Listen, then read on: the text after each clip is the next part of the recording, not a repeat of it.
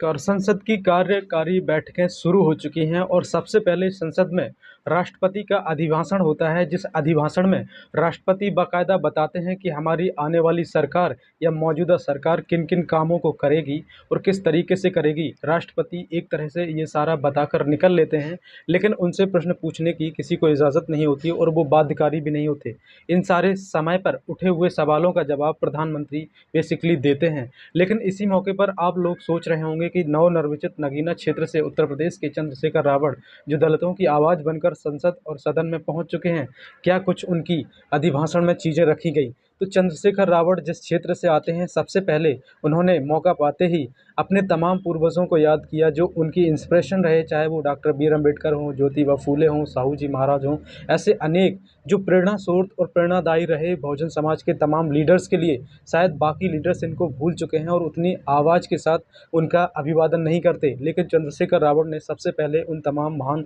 व्यक्तियों का अभिवादन किया। इसके बाद में अपनी पंक्तियों को स्पष्ट किया कि हम उस क्षेत्र से आते हैं जो 1947 के बाद से आज़ाद तो हुआ, लेकिन देश के तमाम संसाधनों पर कुछ ही वर्ग लोगों के अधिकार हैं और संसाधनों का सही तरीके से बंटवारा ना होने के कारण एक बहुत बड़ा वर्ग किस तरीके से इन संसाधनों से वंचित रह गया। इन सारे संसाधनों का किस तरीके से बंटवारा हो, सरकार इस पर भी ध्यान दे। और एक-एक से वो जिस लोकसभा क्षेत्र से आते हैं, वहाँ पे उन्होंने ध्यान केंद्रित किया कि अब बारिश का मौसम है, हमारे क्षेत्र में बारिश का निकास और पानी का निकास अच्छा नहीं है, सरकार उस पर भी ध्यान दे। और चंद्रशेखर रावण ने जिस तरीके से उन तमाम रेजिमेंटों का नाम लिया, जिनका नाम उनकी जाति वर्ग विशेष से जाना जाता है, उसी प्रकार चमार रेजिमेंट को ख़त्म कर दिया था सरकार ने अंग्रेज़ों के शासन के कुछ समय बाद। लेकिन उसी रेजिमेंट को फिर से रिवाइव यानी कि शुरुआत करने के लिए उन्होंने आह्वान किया और ये भी बताया कि देश में किस तरीके से दलितों के साथ हो रहे अत्याचार अगर समय से रिपोर्ट दर्ज हो जाती है तो उन पर कोई कार्रवाई नहीं कहती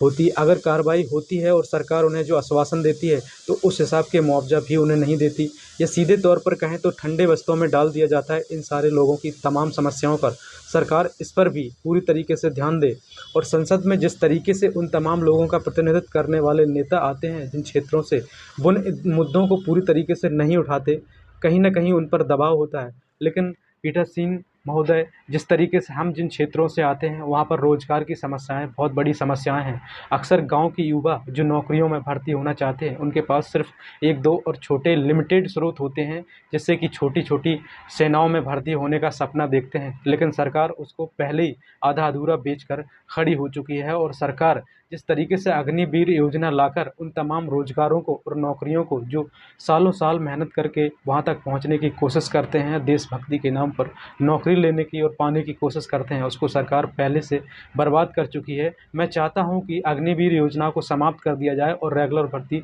चालू कर दी जाए। और चंद्रशेखर रावण ने अपने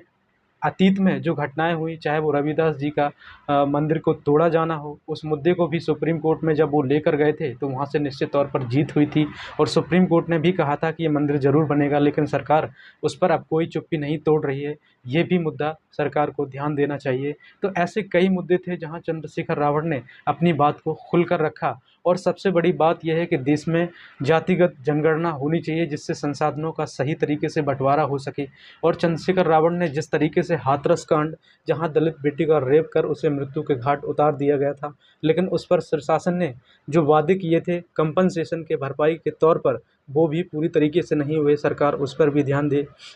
और जिस तरीके से इस देश में तमाम प्रतिभाशाली खिलाड़ियों का शोषण करने वाले मंत्रियों के खिलाफ कोई कार्रवाई नहीं हुई, सरकार इस पर भी ध्यान दे। तो किस तरीके से चंद्रशेखर रावण ने एक-एक मुद्दे को सिर्फ प्रश्नकाल के इस दौर में जहां राष्ट्रपति के अभिभाषण पर धन्यवाद प्रस्ताव आया उस पर बोलकर ये इंगित करा दिया पूरे देश को कि जो दलितों का संरक्षण करने वाले नेता या विधायक थे, वो संसद जाकर सिर्फ चुप रह जाते हैं या किसी न किसी दबाव में आकर इन सारे मुद्दों को उठाते ही नहीं।